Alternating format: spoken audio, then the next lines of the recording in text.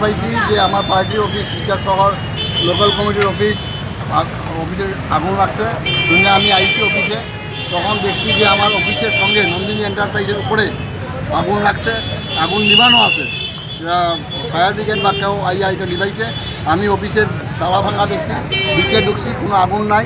এরপরে আমাদের এখানে সুনামধন্য বিজনেসম্যান ব্যবসায়ী ভগবতী স্টোরের নন্দ সাহা আইসে।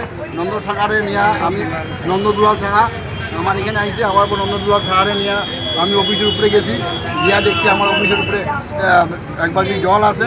অফিসে কোনো আগুন টাগুন নাই, কিচ্ছু নাই। আমরা এখানে প্রায় এক ঘন্টা এখানে আলোচনা করছি, গল্প গুজব করছি করে আমি প্রায় 1টার আশপাশ আমি এই অফিস থেকে বেরিয়েছি।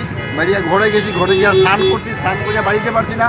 আমার কাছে খবর আছে যে শিলচর এলসি অফিস আমার পার্টির CPIM শিলচর শহরের লোকাল কমিটির অফিসে আগুন লাগছে।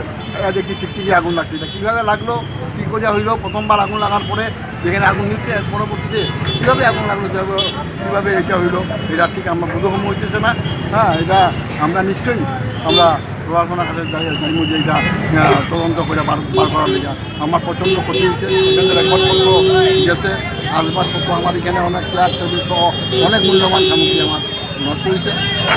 আগামী দিনে আমরা প্রশাসনের কাছে করবো এই সমস্ত আগুনটা লাগার কারণটা কী, কারণটা সঠিক তদন্তের মাধ্যমে বার করবো। এটুকু।